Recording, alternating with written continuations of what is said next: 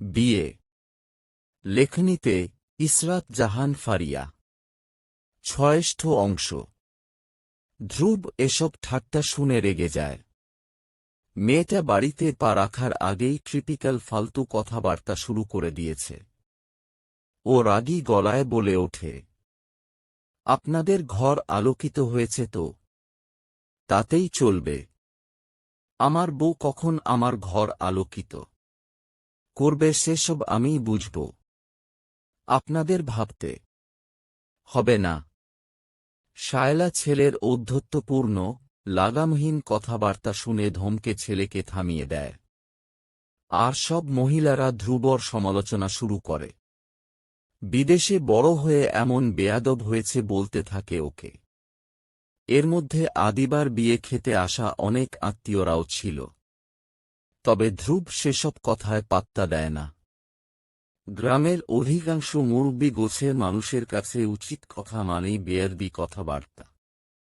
অদ্রি আর Flora একে অপরের হাত জড়িয়ে শুধু সকলের বিবাদ দেখতে থাকে। বাড়ির কর্তা আইয়ুব আলী তার ছোট দুই ভাই নিয়ে মসজিদে গিয়েছিলেন নামাজ পড়তে। পড়া শেষ করতেই তার ভৃত্যমতী এসে খবর দেয় নতুন বউ নিয়ে শায়লারা ফুফুরা এসেছেন। খবর পেয়ে দেরি করলেন না তিনি। ছোট ভাইদের নিয়ে প্রায় সঙ্গে সঙ্গেই বাড়ির দিকে রওয়ানা দিলেন তিনি। মতিকে পাঠালেন বাজারে। বোনের পরিবারকে বহুদিন পর দেখার আনন্দে তিনি বাড়িতে পা রাখতেই দেখলেন আশেপাশের কয়েক বাড়ির প্রতিবেশীরা ভিড় জমিয়েছেন উঠোনে। বউ দেখতে এসেছেন তারা। আইয়ুব আলীর কপালে ভাঁজ পড়ল।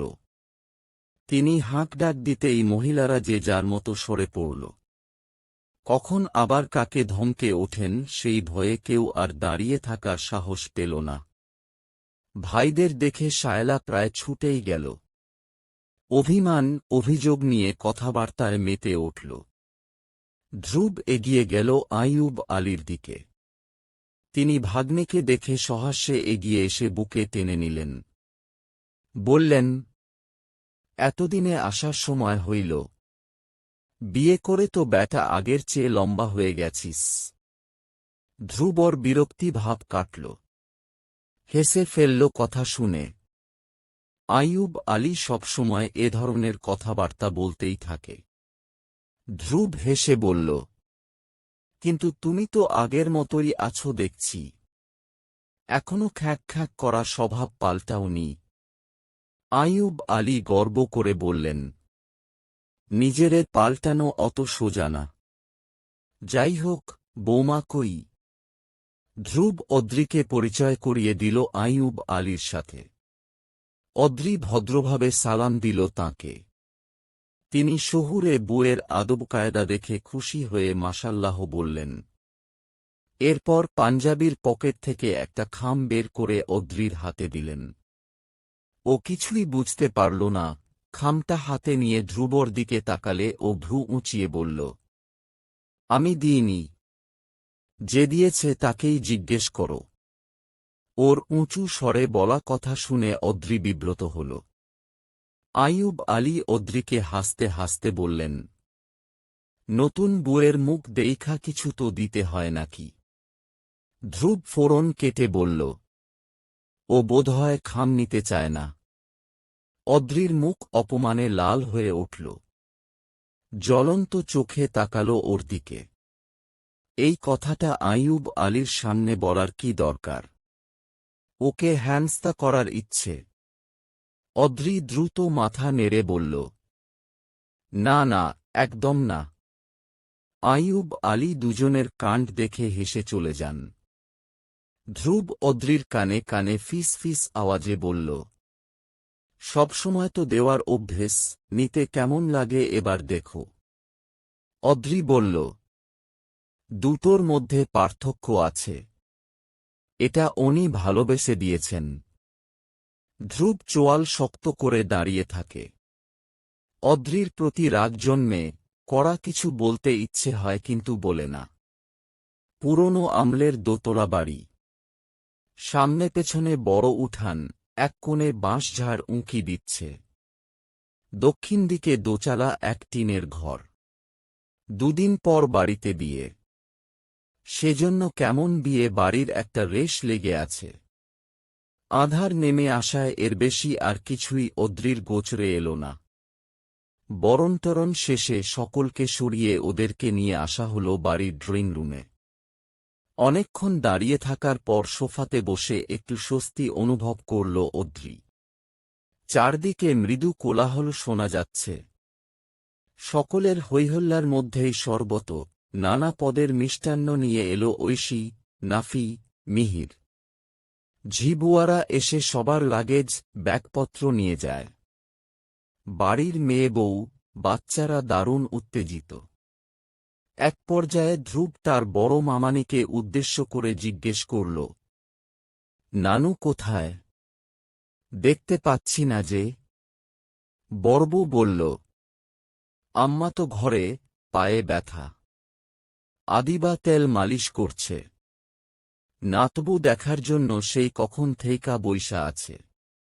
ধ্রুব ব্যস্ত গলায় জিজ্ঞেস করল, ওহ, তোমাদের আর কোনো রিচুয়ালস বাকি আছে? আমি একটু টায়ার্ড। বড়বু হেসে বললেন, না আব্বা, আর কোনো নিয়ম নাই। কিন্তু নতুন বুনিয়া যখন আসছ তখন বুড়ে নিয়েই যাও।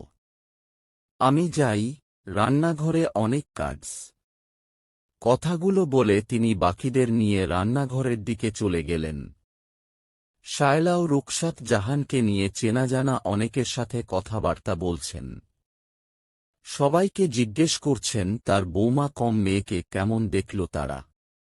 সবাই মোটামুটি প্রশংসা করছে। ফ্লোরা, অদ্রি নতুন পরিবেশে চুপচাপ বসে রইল। এরপর কি করা উচিত আর কি করা উচিত নয় সেটা এখনও তাদের বোধগম্য হয়নি। ধ্রুব খানিকক্ষণ বসে থেকে এবার উঠে দাঁড়ায়। উদ্দেশ্য দোতলায় নানুর সাথে দেখা করতে যাবে। অদ্রিকে ইশারায় জিজ্ঞেস করল ওর সাথে যেতে চায় কিনা। এভাবে সকলের সামনে ইশারা করায় অদ্রি বেশ লজ্জা পেল। বুঝতে পারল না কি উত্তর দেবে। এত মানুষের সামনে দিয়ে এভাবে চলে যাওয়াটা বড্ড বেমানান। অদ্রি চায় না ওকেও কেউ বেয়াদব ভাবুক বা মজা নিক। সেজন্য ও ধ্রুবকে ফিসফিসিয়ে বলল, আপনার সাথে যাব না আমি। ধ্রুব এক মুহূর্ত ওর দিকে তাকিয়ে থেকে রাগী গলায় বলল, কাউকেই তো চেনো না, আবার অ্যাটিটিউড দেখাচ্ছ। এদের পাল্লায় পড়ে অবস্থা তো এখনই নাজেহাল। আর কিছুক্ষণ থাকলে কেমন অবস্থা হয় দেখার আশায় রইলাম। বলে ধ্রুব গটুকটিয়ে হেঁটে ওপরে চলে যেতে উদ্যত হলে ফ্লোরা ব্যস্ত কণ্ঠে অদ্রিকে বলল, ভেতরে কত মানুষ দেখেছ? এমনিতেই অ্যাম্বারেসড ফিল করছ। এখানে বসে থেকে কোনো লাভ নেই। অদ্রিও এবার ভেবে দেখল এখানে বসে থেকে লাভ নেই। তাছাড়া তেমন কাউকে চেনেও না। ও ইতস্তত করে উঠে দাঁড়াল। এরপর ধীর পায়ে ধ্রুবর পেছনে হাঁটা ধরল। হাঁটার শব্দ পেয়ে ধ্রুব পিছু ফিরে তাকায়। ততক্ষণে ওরা সিঁড়ির সামনে পৌঁছে গেছে। ধ্রুব অদ্রির দিকে কুটিল চোখে তাকায় এবার। তাচ্ছিল্য করে বলে, আমার পেছনে কি? অদ্রি ভ্রু কুঁচকে উত্তর দেয়, আমি কাউকে চিনি নাকি? সেজন্যই আসছি। আপনার কথা শুনে আসিনি। তাছাড়া আপনার নানুকেও দেখার ভীষণ ইচ্ছে। ধ্রুব বলল, আমার কথা শুনে যখন আসোনি তখন আমার পিছু আসবে না। Got it? নো। ধ্রুবর হাতে তার ভাঁজ কর স্যুট। এবার সে ঠেস দিয়ে দাঁড়াল রেলিংয়ে। গম্ভীর কণ্ঠে বলল, তোমার মনে হচ্ছে না বাড়াবাড়ি করছ? অদ্রি তীক্ষ্ণ স্বরে বলল, আপনি এত রেগে যাচ্ছেন কেন? একটা সাধারণ ব্যাপার নিয়ে ঝগড়া বাঁধিয়ে দিচ্ছেন। ধ্রুব দুচোখ বন্ধ করে দীর্ঘশ্বাস ফেলল। এরপর বলল, তুমি আমার সাথে যেতে চাও? এটা যতক্ষণ না স্বীকার করবে ততক্ষণ আশেপাশেও ঘেঁষবে না আমার। ওর দৃঢ় কণ্ঠস্বর শুনে অদ্রিত মেরে দাঁড়িয়ে রইল। ধ্রুব নড়ল না। ওদের দুজনকে এভাবে দেখে দূর থেকে নাফি, ঐশীরা হাসাহাসি শুরু করল। ব্যাপারটা অদ্রি খেয়াল করল। কিন্তু ধ্রুব ওদের দিকে চোখ গরম করে তাকাতেই ওদের মুখের হাসি মিলিয়ে গেল। ও চায় না অদ্রি কারোর সামনে বিব্রত হোক, আর এটাও জানে মেয়েটা মুখ ফুটে কখনোই স্বীকার করবে না যে ওর সাথে যেতে চায়। সেজন্য ও নিজেই অদ্রির হাত ধরে যেতে উদ্যত হল। অদ্রি কিছুটা অবাক হয়েই বলল, আমি তো আপনার কথা শুনিনি। তাহলে? ধ্রুব ঝাঁঝালো স্বরে বলল, বিয়ে করেছি না তোমাকে, সব রেসপন্সিবিলিটি তো আমার। তোমার কাজ তো শুধু জেদ দেখানো। অদ্রি এবার অভিমানী সুরেই বলল, আপনি সব সময় আমাকে দোষারোপ করেন কেন? এছাড়া আর কি করব? তুমি তো আর বলবে না। ধ্রুবর অভিযোগ শুনে অদ্রির একটু হাসি পায়। লোকটা আসলেই অন্যরকম। অদ্রি ওকে কত কথা বলে, এরপরেও সে নিজের কাঁধেই সব নিয়ে নিতে চায়। অদ্রি জানে না ভালোবাসার অনুভূতি কি বা কেমন। তবে এটুকু আন্দাজ করতে পারে অদ্রির প্রতি নিজের কর্তব্যগুলো পালন করা থেকে এক চুল পরিমাণ পিছু হটতে নারাজ লোকটা। ধ্রুব ততক্ষণে তার নানু রোকেয়ার ঘরের সামনে পৌঁছে যায়। ধ্রুব হালকা কেশে তারপর দরজায় টোকা দেয়। অনুমতি নেওয়ার জন্য বলে, আসব। পরক্ষণেই ভেতর থেকে উত্তর আসে, এসো। অনুমতি পেয়ে শক্ত হাতে দরজা ঠেলে সাদা পর্দা সরিয়ে অদ্রিকে নিয়ে ভেতরে ঢোকে সে।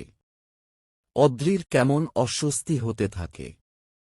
ঘরটি বেশ বড় আর খোলামেলা। পুরনো আমলের সব আসবাবপত্র, তবে আভিজাত্যপূর্ণ। কালো রঙের একটি পালঙ্কে হেলান দিয়ে বসে আছেন ষাটোর্ধ্ব এক বৃদ্ধা। তার পায়ের কাছে বসে তেল মালিশ করছে আদিবা। বাড়ির বড় নাতনি, কাল বাদে পরশুই তার বিয়ে। ধ্রুব আর অদ্রিকে দেখে সে নিজের মাথায় ঘোমটা টেনে এগিয়ে আসে। কুশল বিনিময় করে ধ্রুব ওকে অদ্রির সাথে পরিচয় করিয়ে দেয়। অদ্রিও হাস্যোজ্জ্বল চেহারা নিয়ে ওর সাথে পরিচিত হয়।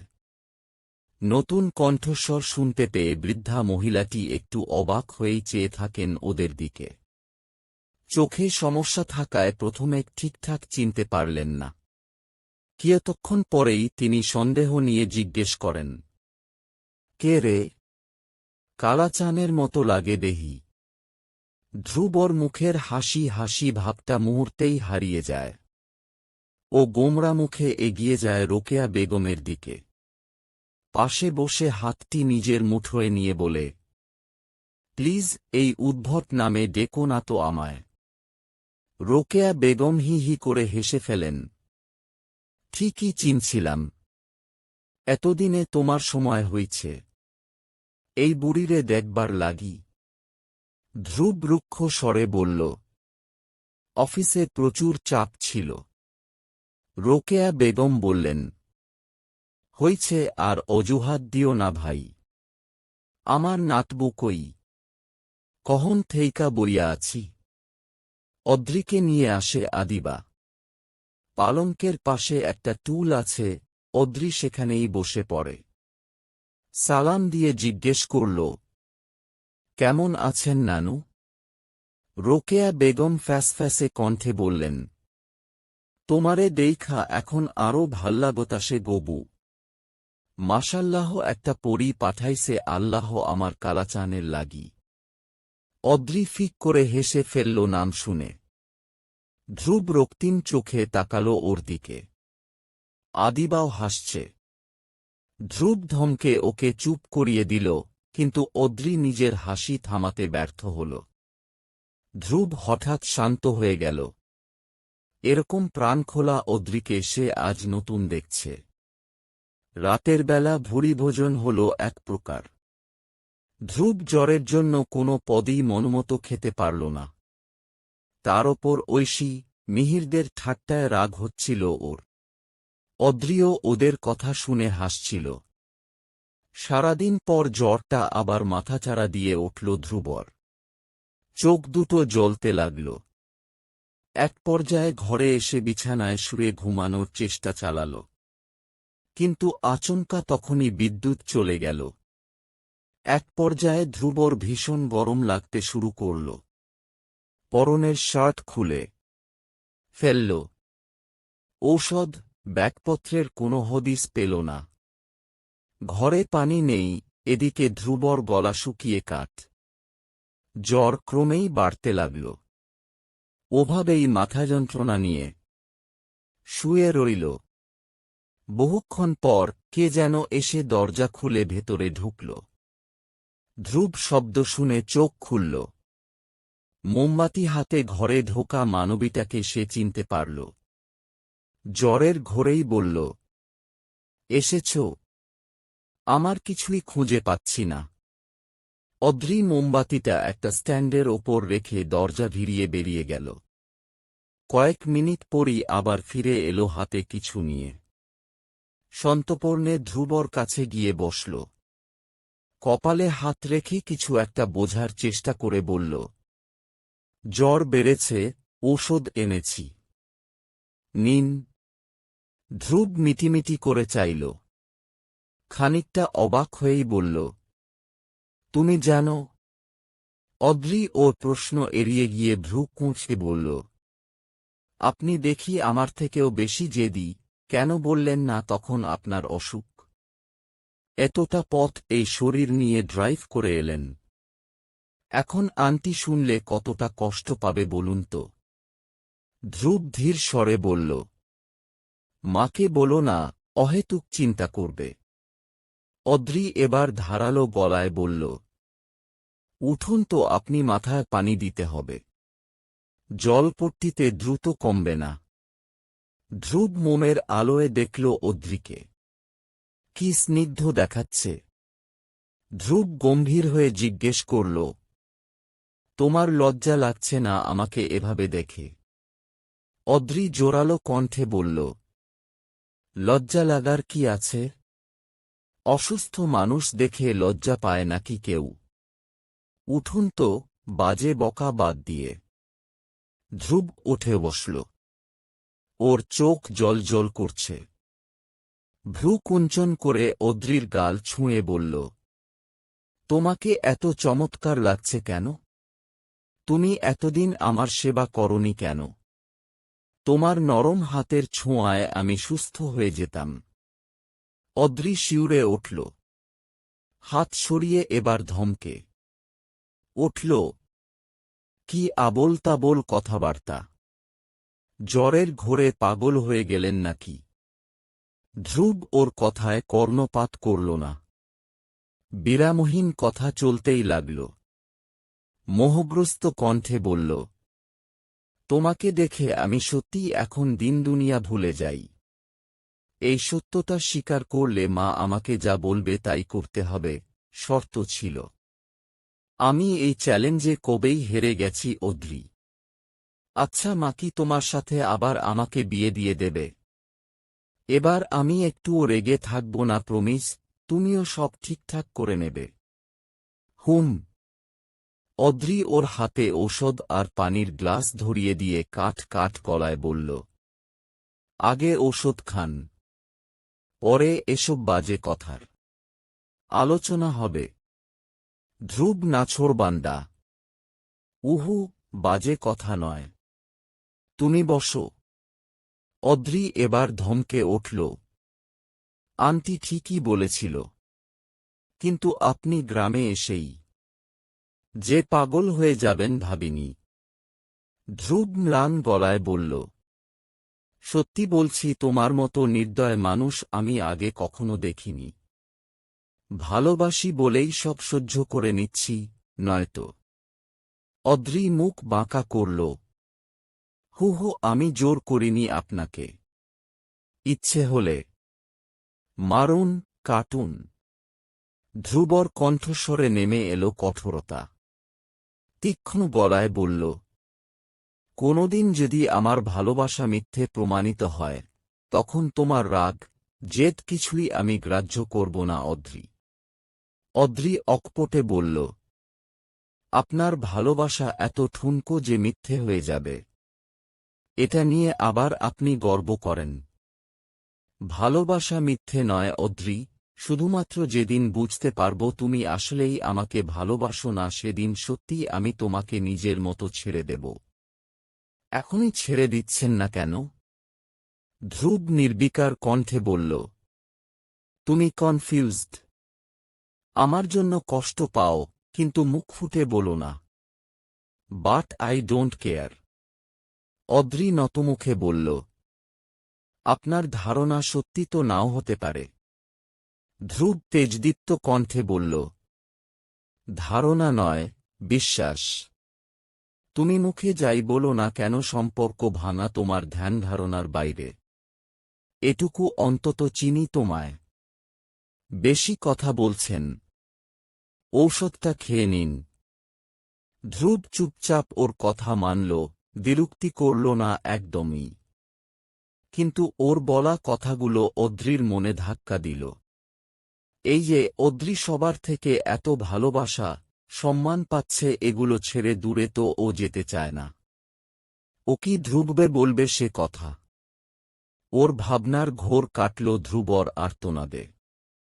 অদ্রি হতর্কিত হয়ে জিজ্ঞেস করল, কি হয়েছে? ধ্রুব দুহাতে কপালের একপাশ আঙুল দিয়ে চেপে ধরল। ম্লান মুখে বলল, কিছু না। অদ্রি ঘাবড়ানো গলায় বলল, বলার ইচ্ছে না হলে বলবেন না, কিন্তু ভরসা করতেই পারেন। অসুখে পড়লে লুকিয়ে রাখতে হয় না। আমি কিন্তু আন্টিকে বলে দেব। ধ্রুব ওর অস্থিরতা টের পেল। জানালার কপাট গলে। ঘরে আসছে ঠান্ডা বাতাস। অন্ধকার ঘরে ঠিকঠাক মতো কিছুই দেখা যায় না। ধ্রুব কিয়তক্ষণ চুপ থেকে বলে ওঠে, মাথা যন্ত্রণা। আমার ঘুমানো প্রয়োজন। তুমি কিন্তু ভালো ব্ল্যাকমেইল করতে জানো দেখছি। অদ্রি নমনীয় কণ্ঠে বলল, তা অবশ্য জানি। ধ্রুব ভারী কণ্ঠে প্রশ্ন করল, আর কি কি জানো? অনেক কিছু। রান্নাবান্না, পড়াশোনা, ঘর গোছানো, ফ্যামিলিকে ভালোবাসা, সেবা করা, এসব গুণই জানো। অদ্রি বুঝতে পারল ওর পরের কথাটি কি হতে চলেছে। কিন্তু ও ধ্রুবকে থামিয়ে দিয়ে বলল, আপনি বেশ বাচালের মতো আচরণ করছেন। চলুন তো এবার মাথায় পানি দিয়ে আসুন। তাহলে ভালো লাগবে। নাকি আমি ঘরেই নিয়ে আসব? ধ্রুব দুর্বল, ব্যতিব্যস্ত কণ্ঠে বলল, প্রয়োজন নেই।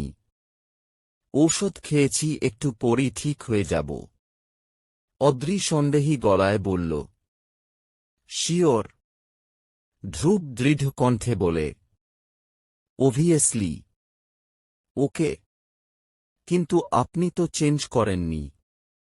আমি কাপড় এনে দিচ্ছি, চেঞ্জ করে নিন। বলে অদ্রি ব্যস্ত ভঙ্গিতে উঠে দাঁড়ায়। ধ্রুব ওকে থামিয়ে দিয়ে খুলে রাখা শার্টটাই পরে নিল।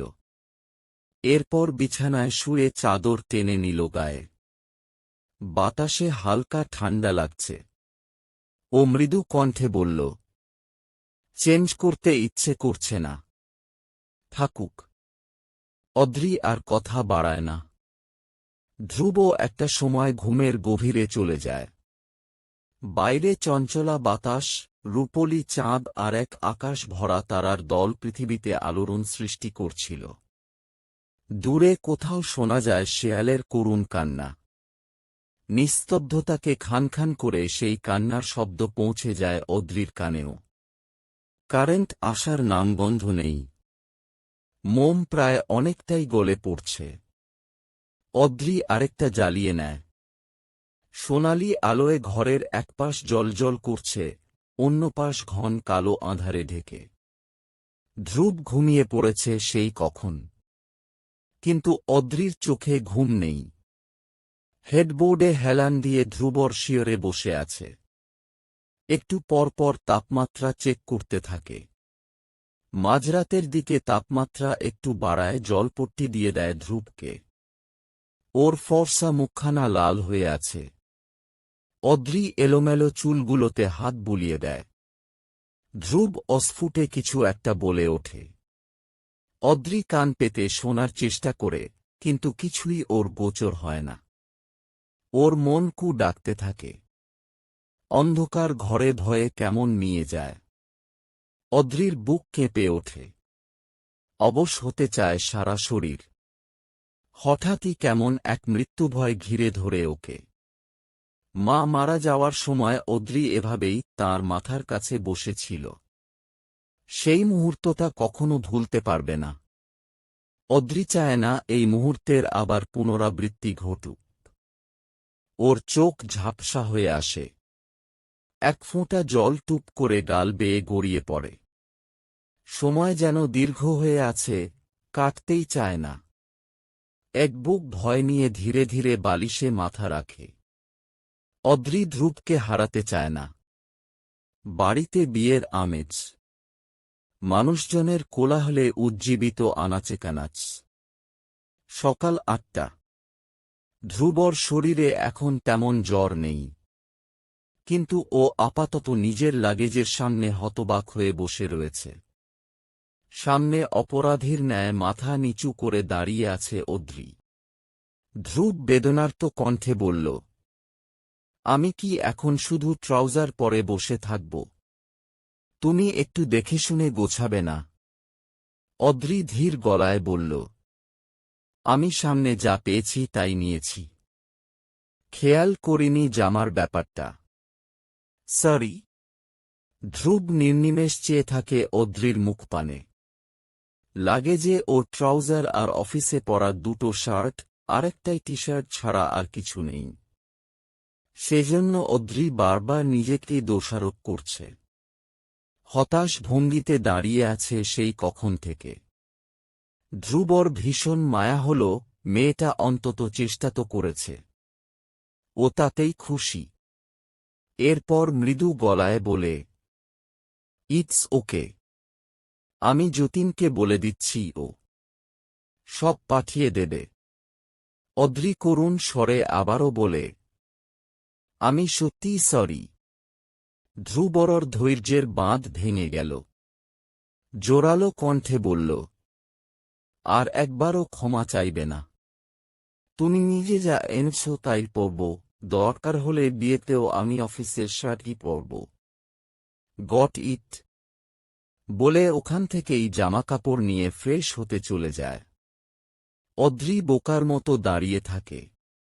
ও একটু দেখে শুনে নিলেই তো পারত। নিজের প্রতি রাগে ও হাত পা নিষ্পিস করতে থাকে। সকালের নাস্তা শেষ করে সকল কাজিনরা মিলে বাড়ির উঠোনে বসে গল্প করছিল। মিহির, ঐশী, নাফিরা বেশ আসর জমাতে জানে। ফ্লোরা অদ্রিকে নিয়ে সেই আসরে নিজেও গল্প জমায়। কিন্তু এসবে অদ্রির এক বিন্দুও মন নেই। একটু পর পর দৃষ্টি যাচ্ছে বাঁশঝাড়ের নিচে বসে থাকা ধ্রুবর দিকে। বড় মামার সাথে বসে বিয়ের আয়োজন নিয়ে কথা হচ্ছিল ধ্রুবর। শহরের পরিবারে বিয়ে হচ্ছে আদিবার, গ্রামে বেড়ে ওঠা মেয়েটি সেই জীবনের সাথে মানিয়ে নিতে পারবে কিনা তা নিয়ে বেশ চিন্তিত আইয়ুব আলী। ভাতিজি তার পরম আদরের। এত ভদ্র মেয়ে এ তল্লাটে খুঁজে পাওয়া মুশকিল। ধর্মীয় রীতিনীতি, আচার যথাযথ নিষ্ঠার সাথে পালন করে বলেই আদিবা তার চোখের মণি। তাই বিয়ের আয়োজনে কোনো ত্রুটি রাখতে চান না। এসব নিয়েই আলোচনা চলছিল ধ্রুবর সাথে। হঠাৎ রান্নার লোকদের ডাক পড়ায় আইয়ুব আলী উঠে যান। ধ্রুব দীর্ঘশ্বাস ফেলে ঘাড় ফিরাতেই অদ্রিকে দেখতে পায়। ওর কাল রাতের কথোপকথন মনে পড়ে। অজান্তেই ঠোঁটের কোণে মৃদু হাসি ফুটে ওঠে। এক দৃষ্টিতে তাকিয়ে থাকে অদ্রির দিকে। ওর মনে হয় অদ্রিও ওকেই দেখছে, ভীষণ উদ্গ্রীব হয়ে। এরপরের সময়টা পুরোপুরি স্বপ্নের মতো ছিল। ধ্রুবর কাছে অদ্রি নিয়ম করে ওর ওষুধ দিচ্ছিল, গায়ের তাপমাত্রা চেক করছিল। ও কি খেতে চায়, কোনটা অপছন্দ করছে, সে সমস্ত কিছু অদ্রি নির্ভুলভাবে করে গেছে। সারাটা দিন অদ্রি নিজের চোখের আড়াল করতে একদম চায়নি। বিকেলে কাজিনের দলবল এসে জড়ো হল ওদের থাকার ঘরের দরজায়। নতুন কাপলের থেকে তারা বকশিস দাবি করছে। হইচে বাঁধিয়ে পুরো হুলস্থুল অবস্থা। রেগে ধ্রুবর মুখ লাল, চেঁচিয়ে অস্থির। অদ্রি বুঝিয়ে সুঝিয়ে সবাইকে বিদায় করতে চাইলে সবাই টাকা পেলেই চলে যাবে এমন শর্ত দিল। অদ্রি একটুখানিও দেরি না করে ড্রেসিং টেবিলের ওপরে রাখা ধ্রুবর ওয়ালেট থেকে 1000 টাকার কিছু নোট বের করতে করতে শীর্ণ কণ্ঠে জিজ্ঞেস করল, কত দেব? ধ্রুব ক্রুদ্ধ কণ্ঠে দিল, পুরোটাই দিয়ে দাও। I don't care. তবুও যদি এসব ফাজলামি বন্ধ করে। ওরা ভাবছে বিয়ে করেছি বলে আমাকে বিপদে ফেলবে, আমি কাউকে ভয় পাই নাকি? অদ্রি ঠোঁট ভিজিয়ে ক্ষীণ কণ্ঠে বলে, মোটেও না, আপনি তো বীর পুরুষ। ধ্রুব রাগী চোখে তাকাল, মজা করছো তাই না? অদ্রি মাথা নাড়াল, একদম না। যাই হোক, টাকাগুলো আপনি দিয়ে আসুন, আমি আনইজি ফিল করব। ধ্রুব টাকাগুলো মিহিরের হাতে তুলে দিয়ে ওদেরকে কিছুক্ষণ ঝাড়ল। তার এই কাজিনগুলো এলো বদবুদ্ধি মাথায় নিয়ে ঘুরে, যেগুলো ধ্রুব কোশ্মিনকালেও চিন্তা করতে পারে না। ওর আগে গজগজ করতে করতে ঘরে ফিরে এলো। অদ্রি ওর সামনে গিয়ে দাঁড়াল। ধ্রুব ওকে ওভাবে দেখে হকচকিয়ে গেল। বুঝতে না পেরে ভ্রু উঁচিয়ে জিজ্ঞেস করল, কি? অদ্রি আদেশের সুরে বলল, বসুন। ধ্রুব বোকার মতো বসল। অদ্রির হাতে থার্মোমিটারটা দেখে ও হতাশ হয়ে বলল, 10 মিনিট পর পর চেক করার প্রয়োজন নেই, ঠিক হয়ে যাবে। অদ্রি দুচোখের পল্লব জোড়া নাড়াল। মেডিসিন আর পানি ধ্রুব হাতে ধরিয়ে দিয়ে ঘর থেকে বেরিয়ে যাওয়ার আগ মুহূর্তে শান্ত কণ্ঠে জবাব দিল, আপনি জানেন না আমি এই অসুস্থতা ঠিক কতটা ভয় পাই। সন্ধ্যা পেরিয়ে রাত। কাল আদিবার হলুদের অনুষ্ঠান, তবে তা বড়ভাবে পালন করা হবে না। আদিবার ইচ্ছে সবকিছু ঘরোয়াভাবে করা হবে। সেজন্য সবাই নিজেদের সাজগোজ নিয়ে পরিকল্পনা করছিল। অদ্রিও ছিল তাদের সাথে। ধ্রুব পুকুর পাড়ে তার মেজ মামার সাথে বসেছিল। পকেটে থাকা ওর ফোনটা ঠিক সেই মুহূর্তেই বেজে উঠল। ধ্রুব ফোন হাতে নিয়ে দেখে আননোন নাম্বার থেকে কল এসেছে। ওর অদ্ভুত লাগে একটু। ফোন রিসিভ করে হ্যালো বলতেই ওপাশ থেকে একটি ছেলে কণ্ঠের আওয়াজ শোনা যায়। ধ্রুব জিজ্ঞেস করে, কাকে চাই? ওপাশ থেকে ছেলে কণ্ঠটি বলে, মিস্টার ধ্রুবকে। বলুন। ওপাশ থেকে কয়েক সেকেন্ড বিরতি নেয়। এরপর দৃঢ় স্বরে বলে, আমি অদ্রির ব্যাপারে আপনার সাথে কিছু বলতে চাই। আসলে বুঝতে পারছি না আপনি ব্যাপারটা কিভাবে নেবেন। ধ্রুব থমকে গেল। এই অচেনা লোক অদ্রির ব্যাপারে কি বলতে চায়, তাও এত রাতে। আর অদ্রির সাথে এই লোকের পরিচয় কিভাবে? ধ্রুব হালকা কেশে বলল, ঠিক কি ব্যাপারে আপনি কথা বলতে চাইছেন? ওপাশ থেকে ইতস্তত কণ্ঠে বলে, আপনারা বোন অদ্রিকে নিয়ে। ধ্রুব বিস্ময়ের চূড়ান্ত সীমানায় পৌঁছে যায়। ছেলেটা কি ওর সাথে মজা করছে নাকি? অদ্রির ভাই। ধ্রুবর গলায় কথা আটকে আসে। ভ্রু আপনা আপনি কুঁচকে যায়। বলে, অদ্রি আমার বোন হয়। ওপাশ থেকে আত্মবিশ্বাস নিয়ে বলে, আমি তো সেটাই জানি। সেজন্যই আমি কথাগুলো আপনাকে বলতে চাচ্ছি। আপনি আমাকে তুমি করে বলুন। আমি বয়সে আপনার অনেক ছোট, যদিও আমার একটু ভয় হচ্ছে। ধ্রুব তীক্ষ্ণ স্বরে বলল। ভনিতা না করে বলুন। ওপাশ থেকে পিনপতন নীরবতা টের পেল ধ্রুব। ওর মনে হল ছেলেটা দম নিচ্ছে। কি এমন বলবে যে ছেলেটা এমন নার্ভাস হয়ে পড়ছে বারবার? ধ্রুব ভাবনার মাঝখানেই সেই ছেলের গলা আবার শুনতে পেল। আমি অদ্রিকে ভালোবাসি স্যার। ওকে আমি আমার জীবনসঙ্গী হিসেবে চাই। আপনি হয়তো আমার কথা শুনে খুব রেগে যাবেন। তবুও বলছি, আমি ওকে আমার সর্বস্ব দিয়ে প্রতিটি মুহূর্তে চাই। বাকিটা জীবন ওর হাতে হাত রেখে বুড়ো হতে চাই। আমি চাই ওর সাথে ভোর হওয়া, সন্ধ্যা নামা দেখতে। কথা দিচ্ছি, ওকে ভালোবাসায় এক বিন্দু খাত পাবেন না আপনি। একটানা কথাগুলো বলে ছেলেটা থামল। জোরে জোরে নিঃশ্বাস নিতে লাগল, যেন সে কোনো যুদ্ধ জিতে ক্লান্ত। এদিকে ধ্রুব হতবিহ্বল, বিস্ময় নিয়ে ফোনটা কানে ধরে রেখেছে। কথাগুলো ওর বোধগম্য হচ্ছে না। মস্তিষ্কে অবধি পৌঁছাতে বেশ সময় নিল। আস্তে ধীরে ওর চেহারায় নেমে আসে কঠোরতা। ওর বুকে ভালোবাসার জন্য, বিয়ে করার জন্য ওর থেকেই পারমিশন চাইছে ছেলেটা। যে মেয়ের জন্য ধ্রুবর চিন্তাচেতনা, ওর জীবনটা পুরোপুরি পাল্টে গেছে, যার মুখ দেখে প্রতিটি রাত নির্ঘুম কাটিয়ে দিতে পারে, যার কঠোরতার মাঝে ভালোবাসা খুঁজে নেয়, তাকে অন্য কেউ এত আকুলভাবে চাইছে স্বয়ং ধ্রুবর কাছে। ধ্রুব বাস্তবে ফিরে এল। একটুক্ষণ সময় নিয়ে প্রশ্ন করল। আমি তোমার সাহস দেখে অবাক হয়ে যাচ্ছি। এতটা দুঃসাহস দেখানোর সাহস পেলে কোথায়? ওপাশ থেকে উত্তর এল। ভালোবাসায় ভয় বলতে কোনো শব্দ নেই স্যার। এটা এক যুদ্ধের ময়দান। সেখানে দুঃসাহস না দেখালে চলবে কেমন করে? প্রয়োজন বোধে কেড়ে নিতেও জানতে হয়। তবে আমার ভাবনাতে এমন কোনো চিন্তা নেই। আমি অদ্রির প্রতি লয়াল বলেই সরাসরি আপনাকে প্রস্তাবটা দিচ্ছি। আপনার পরিবার যদি সবটা মেনে নেয়, তাহলে আমি চিরকৃতজ্ঞ থাকব। ধ্রুব কাঠ কাঠ গলায় বলল। আর যদি না মানি? তবে আমার কিছুই করার থাকবে না। অদ্রির চাওয়ার ওপর সব ডিপেন্ডে করবে। ও বললে দূরে কোথাও পালিয়ে যেতে পারি। ধ্রুব এবার জোরে চেঁচিয়ে উঠল।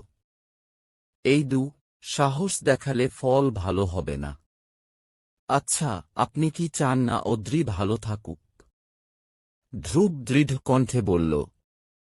অবশ্যই, কিন্তু আমার থেকে দূরে গিয়ে না। ওপাশ থেকে অবাক সুরে বলল। মানে? ধ্রুব শক্ত গলায় বলল। কে তুমি?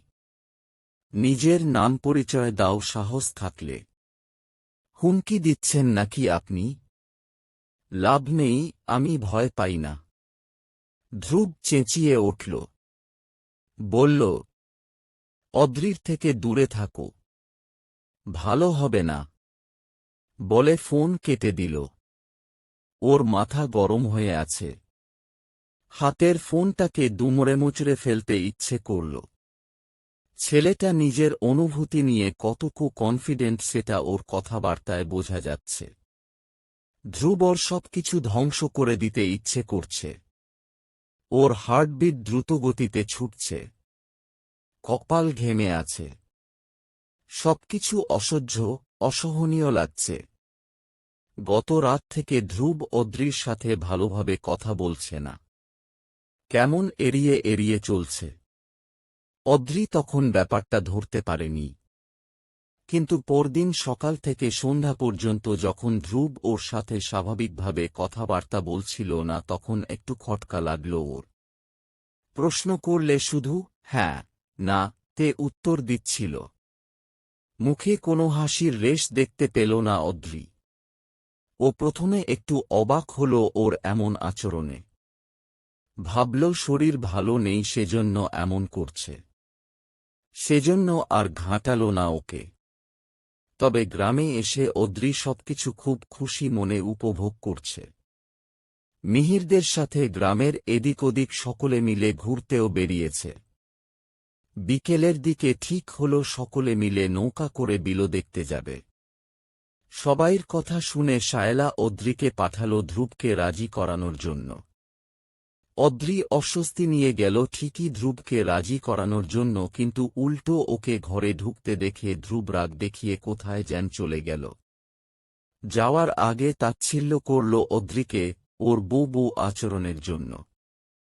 অদ্রির ভীষণ মন খারাপ হল ওর কথায়, চোখ টলমল করতে লাগল। ধ্রুব এর আগে কোনোদিনও এই টোনে কথা বলেনি অদ্রির সাথে। ও ঘরেই বসে রইল, গেল না কোথাও।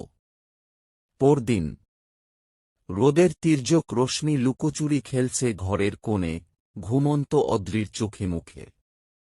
আড়মোড়া ভেঙে অদ্রি বিছানায় উঠে বসল। রাতে ওর মোটেও ভালো ঘুম হয়নি। বিষণ্ণ হয়ে আছে মন মস্তিষ্ক। পাশে ঘুমিয়ে থাকা ধ্রুবর দিকে চোখ পড়তেই ওর মন আরও ভার হয়ে গেল। লোকটা ওর সাথে স্বাভাবিকভাবে কথা বলছে না, ওর হাতের কোনো কিছু খাচ্ছে না। এক কথায় ধ্রুবর যে স্বভাবগুলোর সাথে অদ্রি অভ্যস্ত হয়ে গেছে সেসব কিছুই করছে না বলে অদ্রির ভালো লাগছে না। এই এড়িয়ে চলা ব্যবহারে ওর বুকের ভেতর রক্তক্ষরণ হচ্ছে প্রতিনিয়ত। আজ আদিবার গায়ে হলুদ। সকাল থেকেই বাড়িতে নানা আয়োজনের তোড়জোড় শুরু হয়ে গেছে। বাড়ির ড্রয়িং রুমেই ঘরোয়া আয়োজন, সেখানে কোনো ভিডিও করা হবে না। ঐশী সাজগোজ করাতে বেশ পটু, সে আদিবাকে বেশ সুন্দর করে সাজিয়ে দিল। বাড়ির অন্যান্য মেয়েরা শাড়ি পরবে, ফ্লোরাও। সে শাড়ি পরার জন্য বেশ উত্তেজিত হয়ে ঘরময় ঘুরে বেড়াচ্ছে। কিন্তু অদ্রি শাড়ি ঠিক করল ও শাড়ি পরবে না। ফ্লোরা যখন শুনল এটা তখন সে বেশ মন খারাপ করল। এক পর্যায়ে সবাই অদ্রিকে জোরাজুরি করতে লাগল। অগত্যা বাধ্য হয়েই অদ্রিকে শাড়ি পরতে হল। ঐশী ওকে লাইট হলুদ কালারের একটা শাড়ি পরিয়ে দিল। এরপর সুন্দর করে সাজিয়ে দিল। কাঁচা ফুলের গয়না, খোলা চুলে ওকে দারুণ দেখাচ্ছিল। অদ্রির শাড়ি পরার কোনো পরিকল্পনা ছিল না। সুন্দর ফুলের কাজ করা একটা জামা পরতে চাইছিল। কিন্তু শাড়ি, কাঁচা ফুলের গয়না, খোলা চুলে ওকে দারুণ দেখাচ্ছিল। ফ্লোরা তো সেলফি নিতেই ব্যস্ত। সে অদ্রির বেশ কয়েকটা ছবি তুলে ধ্রুবর হোয়াটসঅ্যাপে পাঠিয়ে দিল। ধ্রুব ঘর অন্ধকার করে বসে আছে, চোখমুখ কঠিন।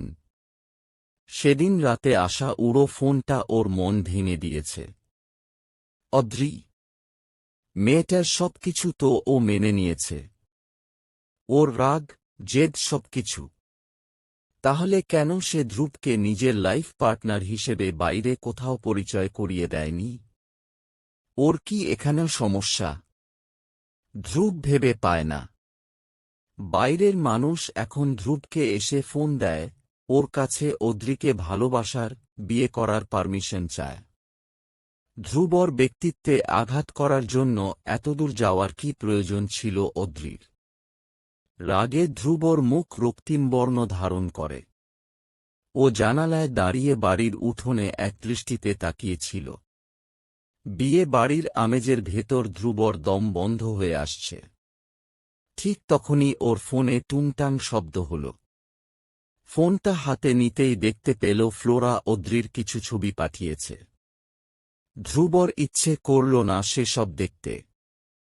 অদ্রির প্রতি ক্ষোভে ও জলে পুড়ে শেষ হয়ে যাচ্ছিল প্রতিনিয়ত। শায়লার নির্দেশে অদ্রি ঘরে এলো ধ্রুবকে ডাকতে। কিন্তু সেখানে ওকে পেল না। বাড়ির ভৃত্য মতির কাছ থেকে জানতে পারল ধ্রুবকে একটু আগে ছাদে যেতে দেখেছে। অদ্রি নিজের শাড়ি সামলে সিঁড়ি বেয়ে ছাদে উঠল। অন্ধকার ছাদটাকে আলোকিত করেছে মস্ত বড় পূর্ণিমার চাঁদ। অদ্রি ধ্রুবকে কোথাও দেখতে পেল না। ধীর পায়ে এদিক ওদিক একটু খুঁজতে গিয়ে দেখল ধ্রুব ফোনে কারো সাথে চেঁচিয়ে কথা বলছে। দেখে মনে হচ্ছে কোনো বিষয় নিয়ে খুব রেগে আছে। অদ্রি যেতেই কারোর উপস্থিতি টের পেয়ে ঘুরে তাকাল ধ্রুব। আর তখনই ওর চোখমুখ কঠিন হয়ে উঠল।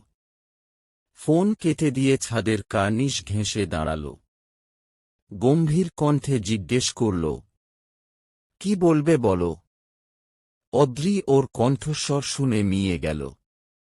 ইতস্তত করে বলল, আন্টি আপনার জন্য পাজামা পাঞ্জাবি পাঠিয়েছেন।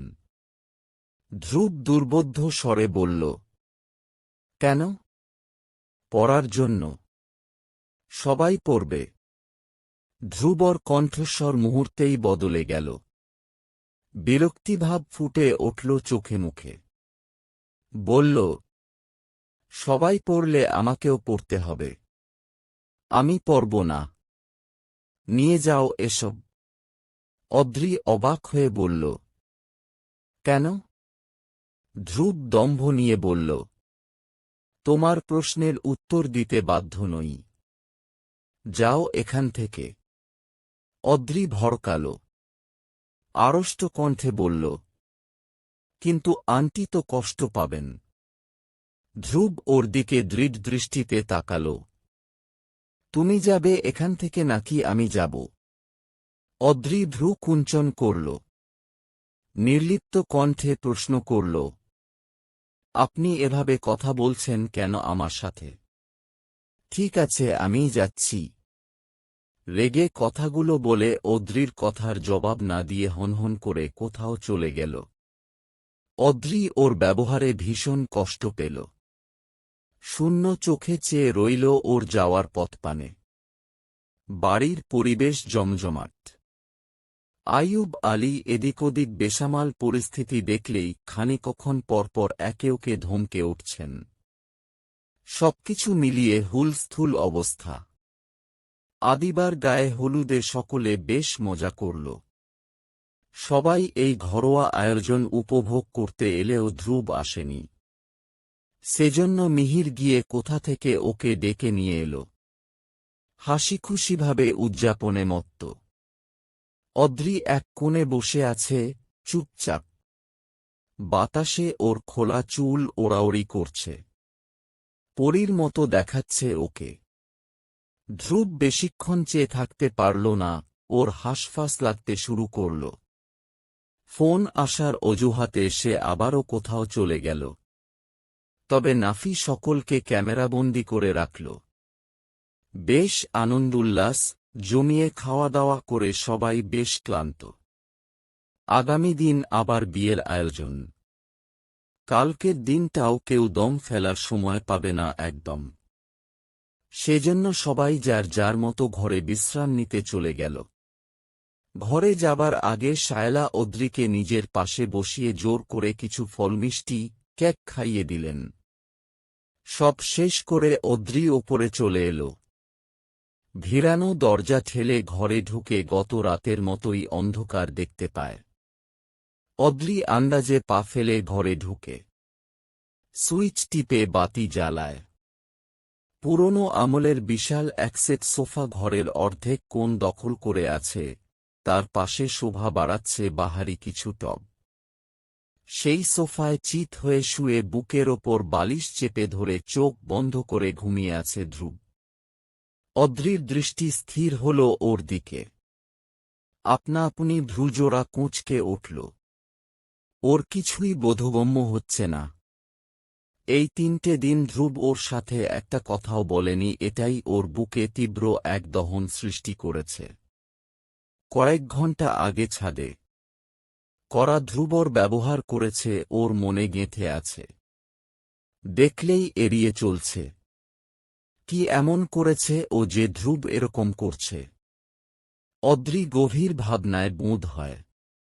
একটা সময় সে চেয়েছে ধ্রুব তার মতো থাকুক, সেও নিজের মতো। কিন্তু ধ্রুব ওর ছোটখাটো কেয়ারিং, ওর ব্যবহারে দিন দিন যেভাবে অভ্যস্ত হয়েছে সেটাতে ও এখন প্রায় আসক্ত হয়ে গেছে। অদ্রি বালিশে মাথা রাখতেই ওর দম বন্ধ লাগে, ভাবনাগুলো বিচরণ ঘটায় মস্তিষ্ক জুড়ে। মানুষের জীবনে এত কষ্ট কেন? ক্ষণে ক্ষণে চাওয়া পাওয়ার এত বদল ঘটে কেন? নিয়ম মেনে ছোট্ট হৃদয়টা কেন চলে না? কেন অন্যের ওপর নির্ভরশীল হয়ে পড়ে? ওর কেন এতটুকু সাহস জন্মায় না ধ্রুব এরকম আচরণের পেছনের কারণ কি জিজ্ঞেস করতে? হঠাৎ ভয়ানক এক দুঃস্বপ্ন দেখে ঘুম ভাঙে অদ্রির। নিজের অপারগতা নিয়ে ভাবতে বসে কখন যে ঘুমে তলিয়ে গেছে ওর মনে পড়ল না। গলাটা কেমন শুকিয়ে এসেছে। অদ্রি আশেপাশে পানির হদিস পেল না। শরীর ভীষণ দুর্বল লাগছে, হৃদস্পন্দন বেড়ে গেছে, দ্রুত গতিতে ছুটছে। ও মনে করার চেষ্টা করল স্বপ্নের বৃত্তান্ত, কিন্তু সবকিছু কেমন আবছা ধোঁয়াশা হয়ে মিলিয়ে গেল। ধরা দিতে চাইল না। তবু সমস্ত জোর খাটিয়ে ওর মনে পড়ল এক শয়তানি হাসি। তার জীবন থেকে প্রিয় একজন খুব দূরে চলে যাচ্ছে, যেখান থেকে আর কখনো ফিরে আসা যায় না। অদ্রি একা দাঁড়িয়ে আছে শূন্য মরুভূমিতে, যেখানে ওকে খোঁজার মতো দ্বিতীয় কোনো মানুষ নেই। চারদিক শূন্য, অদ্রির করা আর্তচিৎকার কেউ শুনতে পাচ্ছে না। ভয়ঙ্কর একাকিত্ব ওকে জাপটে ধরে গিলে নিচ্ছে অন্ধকার এক জগতে। স্বপ্নের এটুকু অংশ মনে পড়তেই চোখ ভিজে উঠল অদ্রির। ঘুমের ঘোরে দুঃস্বপ্ন আর বাস্তব গুলিয়ে ফেলেছে এক প্রকার। বোধশক্তি লোপ পেয়েছে। ও হন্তদন্ত পায়ে বিছানা থেকে উঠে দাঁড়াল। সোফায় শুয়ে থাকা ঘুমে মগ্ন ধ্রুবর দিকে ছুটে গেল। হাঁটু গেড়ে মেঝেতে বসে ভয়ার্ত কণ্ঠ নিয়ে ডাকল সে। শুনছেন আমার কথা? উঠছেন না কেন আপনি? ধ্রুব রেসপন্স করল না। সেজন্য দ্বিতীয়বার ধাক্কা দিল ওকে। এবার অদ্রির ভেজা গলা ধ্রুবর কান অবধি পৌঁছাল। উঠে বসে এক প্রকার বিরক্তি নিয়ে জিজ্ঞেস করল, দেখছ না ঘুমাচ্ছি? এভাবে ডাকছ কেন? অদ্রি ধীরে ধীরে সিক্ত চোখের পাতা খুলে নির্নিমেষ চেয়ে থাকে ওর মুখের দিকে।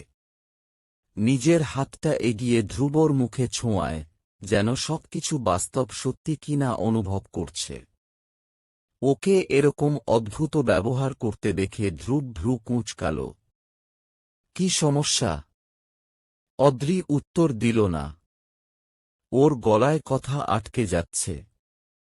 ধ্রুব এবার খেয়াল করল অদ্রির গা কাঁপছে, ভেজা স্বর, চোখ মুখে মিশে আছে ভয়ের রেশ। ও তৎক্ষণাৎ উঠে বসল। ব্যতিব্যস্ত গলায় প্রশ্ন করল, কি হয়েছে তোমার? এই অদ্রি। অদ্রির চোখ ঘোলাটে হয়ে এল। শূন্য চোখে চেয়ে থাকে। ওর মুখটা আবারও ভীত হয়ে ওঠে। ধ্রুব ওকে এমন অস্থির হতে দেখে ভীষণ অবাক হল। দীর্ঘশ্বাস ফেলে গিয়ে বসা ছেড়ে উঠল। কাঁধ ধরে অদ্রিকে মেঝে থেকে দাঁড় করাল। হাত টেনে ধরে নিয়ে বিছানায় গিয়ে বসাল। এরপর ক্রূর কণ্ঠে বলল, রাতবিরেতে কি শুরু করেছ? হয়েছেটা কি বলবে তো? অদ্রির নিশ্চুপ থাকায় ধ্রুব ক্রুদ্ধ হয়ে চলে যেতে উদ্যত হলে ও ধড়ফড়িয়ে উঠে দাঁড়াল। শুকনো গলায় বলল, কোথায় যাচ্ছেন আমাকে ফেলে? ধ্রুব চিবিয়ে চিবিয়ে বলল, জাহান্নামে। অদ্রি আর্ত কণ্ঠে বলল, যাবেন না, আপনি এখানেই থাকুন। মাথার ভেতর এখনো সেই দুঃস্বপ্ন বিরাজমান। কিছুতেই আবছা স্বপ্নটা ওর মন থেকে মুছে যাচ্ছে না। কি ভয়ানক সেই স্বপ্ন, কি ভয়ানক ওই বিদঘুটে শয়তানি হাসি। অদ্রির বুকের ভেতরটা কেঁপে ওঠে। ও চায় না তাঁর জীবনে এরকম নিষ্ঠুরতম দুঃস্বপ্ন কখনো আসুক, বাস্তব হোক। কারণ ওর জীবনে এখন তো সেই মানুষটির জায়গা ধ্রুব দখল করেছে। এদিকে ওর এমন অভাবনীয় কাণ্ডে ধ্রুব হতবাক। ও আর চোখে অবস্থা বোঝার চেষ্টা করল। অদ্রির ঘন পল্লব জোড়া কাঁপছে। ধ্রুবর ভীষণ রেগে থাকলেও অদ্রির কথা অমান্য করল না। হয়তো কোনো দুঃস্বপ্ন দেখে ভয় পেয়েছে, এসব বুঝিয়ে নিজেকে শান্ত করাল। নয়তো ওর এক ফোঁটা ইচ্ছেও নেই অদ্রির আশেপাশে থাকার। সকাল সকাল চেঁচামেচিতে ঘুম ভাঙল অদ্রির। পাশে ধ্রুব নেই। চারপাশ আলোকিত। রোদে ঝিকমিক করছে জানালার কপাটগুলো। অদ্রি ফ্রেশ হয়ে ঘর থেকে বের হল। নিচে নামতেই টেবিলে বসে নাস্তা খেতে দেখল ধ্রুবকে। শায়লা ওকে দেখে টেনে চেয়ারে বসালেন।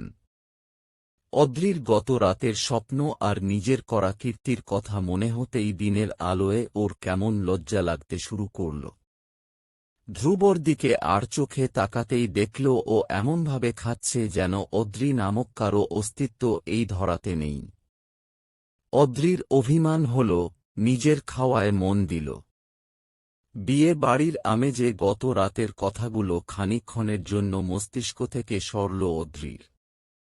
আত্মীয় স্বজন, মেহমানে বাড়ির প্রতিটি ঘরই প্রায় পূর্ণ। পার্লার থেকে আদিবাকে সাজানোর জন্য দুজন মেয়ে এসেছে। সেজন্য অবশেষে রোকেয়া বেগমের ঘরেই সাজানোর ব্যবস্থা করা হল। অদ্রি বসে ওদের সাজানো দেখছিল। রোকেয়া বেগম ওকে নিজের কাছে ডাকলেন। অদ্রি গিয়ে বসল তার পাশে। রোকেয়া বেগম চিন্তিত ভঙ্গিতে জিজ্ঞেস করলেন, মুখচোখ শুকাই গেছে কেন গো বউ? খাওন দাওন করস না নাকি? শরীর এত হুকোনা কেন তোর? অদ্রি বলল, ঠিক মতোই খাচ্ছি নানু।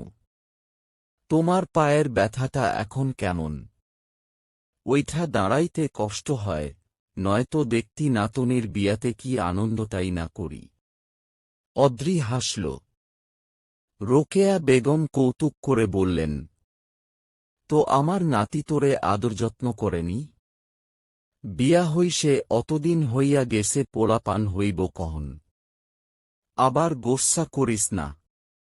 তোর নাকি আবার অনেক গোস্সা। অদ্রি ভীষণ লজ্জা পেল। অপ্রস্তুত হয়ে মাথা নিচু করে ফেলল।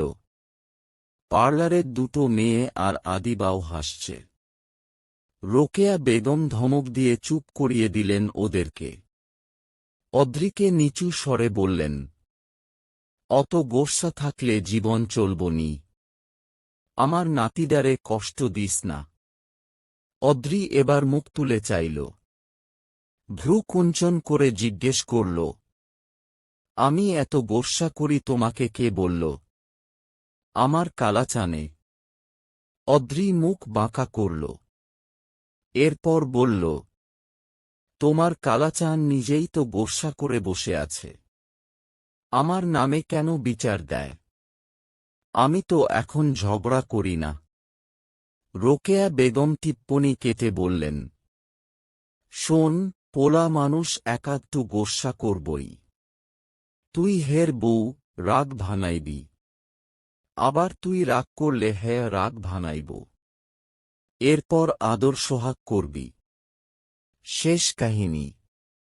এইডাই তো স্বামী স্ত্রীর মেলবন্ধন।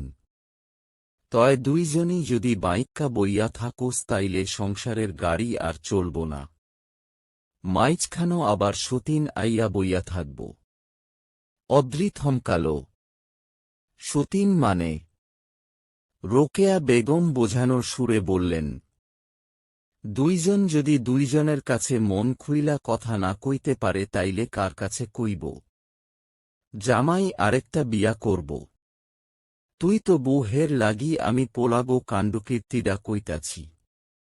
অদ্রি মুখগম্ভীর করে কথাগুলো শুনল। এরপর মিনমিন করে বলল, উনি তো আর এমন না তাই না? রোকেয়া বেগম গর্বের সহিত বললেন, তা ঠিকই কইসোস। লাখে একটা চান আমার। অদ্রিও তার কথার সাথে একমত হয়ে মাথা দুলাতে লাগল। রাস্তায় একটা গাড়ি অ্যাক্সিডেন্ট হওয়ায় বরপক্ষের পৌঁছাতে পৌঁছাতে প্রায় শেষ বিকেল। সকলের চিন্তিত মুখে এতক্ষণে স্বস্তি নেমে এল। অস্থির পরিবেশ চারপাশে। বাচ্চা থেকে বুড়ো সবাই ছোটাছুটি করছে। এদিকে অদ্রি নিজের শাড়ি সামলাতে ব্যস্ত। মেরুন রঙের শাড়িটিতে ও বেশ আনইজি ফিল করছে। ওকে দেখে ধ্রুব তার হাতে থাকা স্প্রাইটের বোতলটা দুমড়ে মুচড়ে ছুঁড়ে ফেলল পাশের টেবিলে।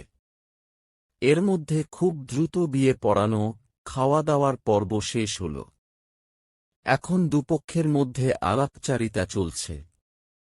বরপক্ষের দুজন জোয়ান ছেলে ঐশী, ফ্লোরাদের পিছু লেগেছে। ওদের নিয়ে হাসিঠাট্টা করছে। ছোটখাটো হালকা ঝগড়াও চলছে। বউ বিদায়ের হৃদয়বিদারক মুহূর্ত চলে এল। কান্নাকাটির হিড়িক পড়ে গেল সবার মাঝে। আদিবার বিদায় শেষ হতেই একে একে সব মেহমানরা বিদায় নিতে লাগল। ঘণ্টাখানেকের মধ্যে বাড়িটি কেমন ফাঁকা হয়ে গেল। ঐশী, নাফিরা আদিবার সাথে গেছে। ফ্লোরা এমন পরিবেশে ভিড় হুল্লোড় পরিবেশে থেকে অসুস্থ হয়ে পড়েছে। দুবার বমিও করেছে। এখন আপাত ঔষধ খেয়ে ঘুমে বিভোর। বাড়িতে অনেক কাজ জমে গেছে। অদ্রিও শায়লা আর মামিদের সাথে কাজে হাত লাগাল।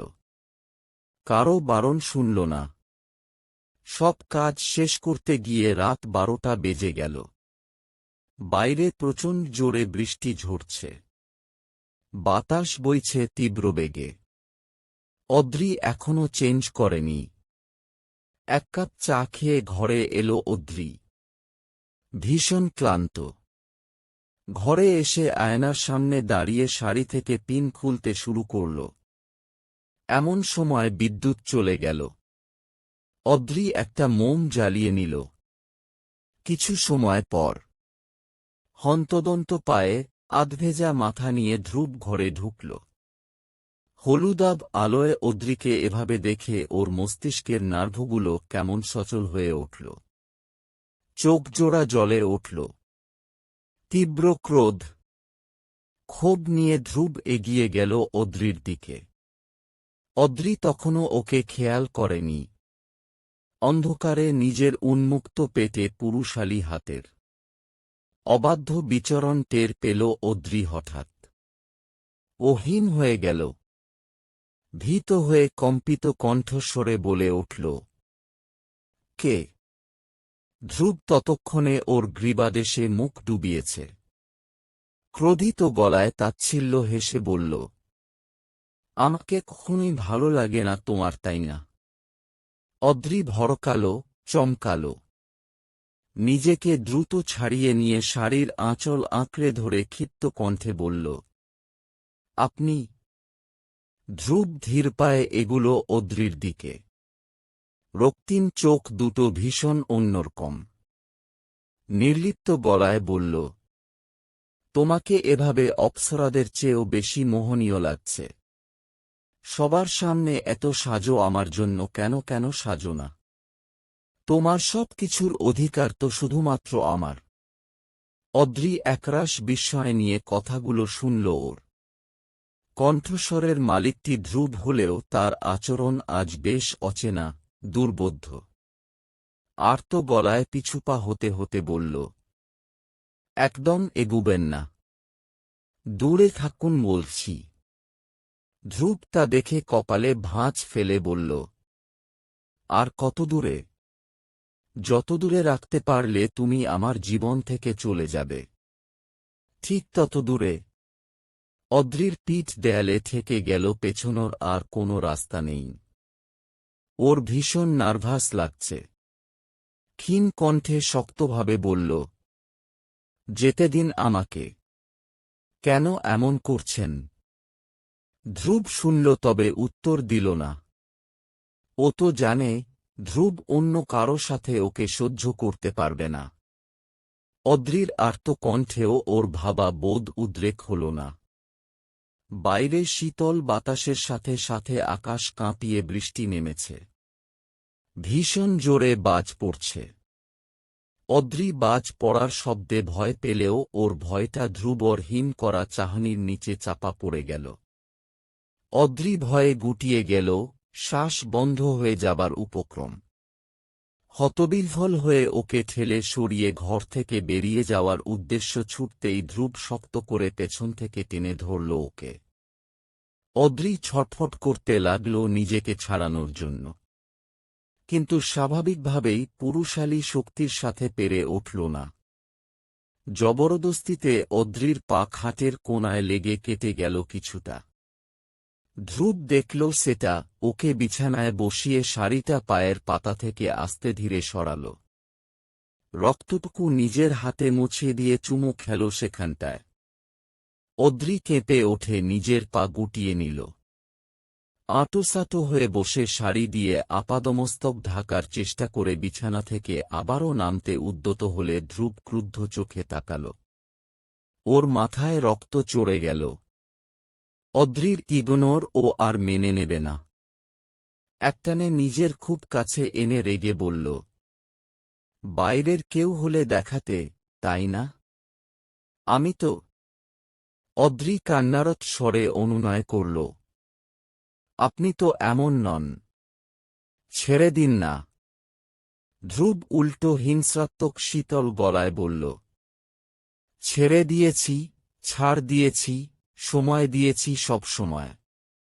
বিনিময়ে কি পেয়েছি? কিচ্ছু না, জাস্ট কিচ্ছু না।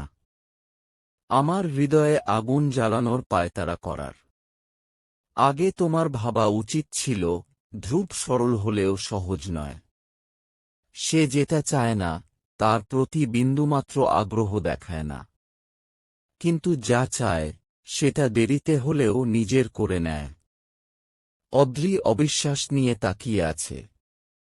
না, এই হিংস্র মানুষটার কোথাও ধ্রুবর সেই সহজাত প্রবৃত্তির ছিঁটে ফেঁটাও নেই।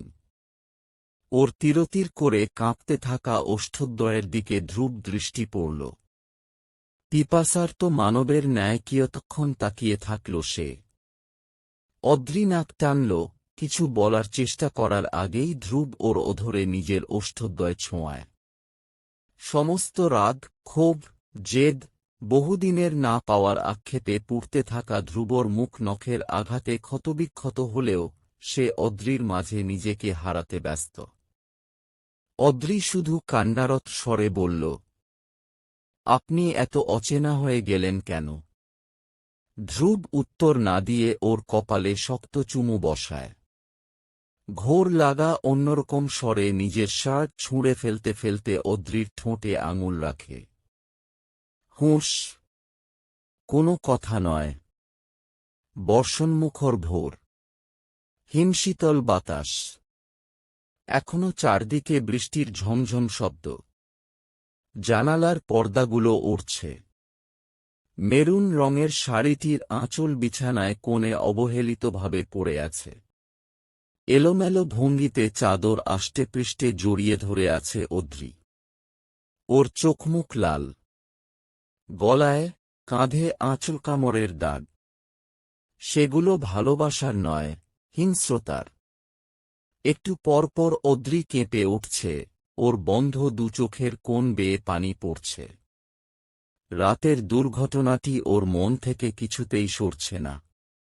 ধ্রুবর অমন হিংসাত্মক, বিভীষিকাময় আচরণে ওর হৃদয় ক্ষতবিক্ষত। সারা মুখে, পিঠময় জুড়ে অদ্রির নখের আঘাত। খুব জ্বলছে। ধ্রুব বিছানায় পিঠ লাগাতে পারছে না। মাথা ধরে আসছে ওর। তবুও সে নিজেকে নিয়ে চিন্তা বাদ দিল। ওর মনে ভয় হচ্ছে, অপরাধবোধ কাজ করছে। কসমিনকালেও ওর কোনো ইন্টেনশন ছিল না এমন আচরণ করার, কিন্তু কাল রাতে ওই আননোন নাম্বার থেকে আবারও ফোন আসার পর ওর যে কি হল। নিজের মধ্যে জেদ কাজ করছিল, ইচ্ছে করছিল ওই অচেনা ছেলেটার গলা টিপে ধরতে। অদ্রিকে হারিয়ে ফেলার ভয় থেকেই তো সে এমন একটা কাজ করেছে। ও তো চেনে অদ্রিকে, পাথর হৃদয় নিয়ে বাস করা মেয়েটা ওকে আজকের পর হয়তো কখনোই ক্ষমা করবে না। ধ্রুব নিজের মাথা চেপে ধরে উঠে বসে। অবহেলায় পড়ে থাকা শার্ট গায়ে চাপিয়ে অপরাধীর ন্যায় উঠে গিয়ে বিছানার অপর প্রান্তে যায়। মেঝেতে হাঁটু রেখে অদ্রির সামনে বসে। প্রতিটি ক্ষণ চোখের জল ফেলতে থাকা অদ্রি ওকে দেখে অন্য পাশে মুখ ফিরিয়ে নেয়। ধ্রুবর দমবন্ধ লাগে। অনেক কষ্টে ব্যথিত গলায় বলে, আমি ক্ষমা চাওয়ার মতো অবস্থায় নেই অদ্রি। কিভাবে কি হয়ে গেল আমার বোধগম্য নয়। আমি চাইনি এমনটা হোক। অদ্রি উত্তর দিল না। ধ্রুব করুণ কণ্ঠে বলল, তুমি যা শাস্তি দেবে আমি মেনে নেব, শুধু আমার থেকে দূরে যেও না। তাকাও প্লিজ। অদ্রি ওর দিকে তাকাল না। ওর মন মস্তিষ্ক কাজ করছে না। নাক টেনে নির্লিপ্ত কণ্ঠে জিজ্ঞেস করল, কেন আমার সাথে এরকম করলেন? এটার উত্তরটা চাই। ধ্রুব দীর্ঘশ্বাস ফেলল। কিভাবে বলবে সে ওই ছেলেটার কথা? মনে হলেই তো ওর সারা গায়ে আগুন ধরে যায়। ধ্রুব তবুও নিজেকে শান্ত রেখে ছোট্ট করে বলল, একজন আননোন নাম্বারধারী ছেলে তোমার সাথে বুড়ো হতে চায়, ভোর হওয়া, সন্ধে নামা দেখতে চায়। আমি তো তোমাকে ভালোবাসি জানোই তো, তোমার পাশে তো অন্য কাউকে আমি নিতে পারব না অদ্রি। অদ্রি এবার উঠল। স্তব্ধ হয়ে বসে রইল। অবিশ্বাস্য দৃষ্টিতে তাকিয়ে দেখল ধ্রুবকে। এরপর আচমকাই ঠাস করে একটা চড় বসাল ধ্রুবর গালে। সেদিন তো খুব বড় গর্ব করে বলছিলেন আমাকে বিশ্বাস করেন।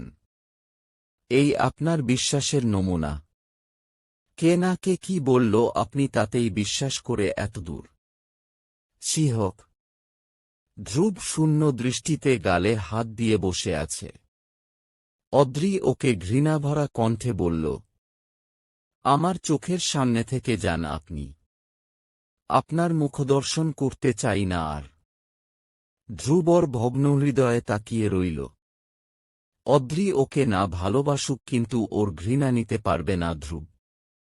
সেজন্য হতাশ নিঃশ্বাস ফেলে বলল, বলো কি করলে ভালোবাসবে আমাকে?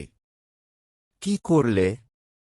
অদ্রি তাচ্ছিল্য নিয়ে বলল, সেদিনের পর আমি সত্যিই আপনার কথাগুলো ভেবেছি। নিজের বাবা পর হয়ে গেছে বলে পৃথিবীর সব পুরুষ এমন সেই অসুস্থ চিন্তাটাকেও নিজের মন থেকে সরিয়েছি। ধীরে ধীরে নিজেকে সংসারের সবকিছুতে মিশিয়ে নেওয়ার চেষ্টা করেছি। আপনার সাথে থাকতে থাকতে সবকিছুতে অভ্যস্ত হয়ে গিয়েছি কারণ আপনি আমাকে একটু হলেও বোঝেন। রাতে আপনার কফি বানানোর অপেক্ষা করতে গিয়ে আপনাকে একটু একটু করে ভালোবেসে ফেলেছি। কিন্তু আপনি বুঝতেই পারেন না নিশ্চুপেও ভালোবাসা যায়। ধ্রুবর বুক চিনচিন করতে লাগল। কোথাও একটা প্রজাপতি ওড়ে গেল যেন। ওর নিজের কানে একটু আগে কি শুনল তা বিশ্বাস করতে পারল না। ভুল শুনেছে এমন দোটানা নিয়ে অদ্রির কাছে খানিকটা এগিয়ে গেল, দুহাতে ওর মুখটা আগলে ধরে অসংখ্য চুমু খেতে খেতে বলল, কি বললে? কি বললে? অদ্রি ওকে ধাক্কা দিয়ে নিজের কাছ থেকে দূরে সরিয়ে দিল। ওর মাথা ভার হয়ে আছে। ক্ষতগুলো জ্বলছে। অদ্রির চোখ ভিজে উঠল নিজের অবস্থা দেখে। চাদর টেনে আপাদমস্তক নিজেকে ঢাকতে ঢাকতে বলল, ইফতেখার হাসান ধ্রুবকে ভালোবেসেছি, কোনো হিংস্র, বিভীষিকাময়, অমানুষ ধ্রুবকে নয়। ধ্রুব আহত দৃষ্টিতে চেয়ে রইল। অদ্রির চোখের ঘৃণা ওর হৃদয়ে দহন সৃষ্টি করেছে। ধ্রুবর নজর পড়ল অদ্রির ক্ষতগুলোর দিকে। চোখ বন্ধ করে নিজের রাগ সামলানোর চেষ্টা করল সে। কি করে পারল ফুলের মতো মেয়েটার সাথে এমন পশুর মতো ব্যবহার করতে? এবার ওর সব রাগ গিয়ে পড়ল আননোন ফোন নাম্বারের ছেলেটির ওপর। চলবে। ৩-২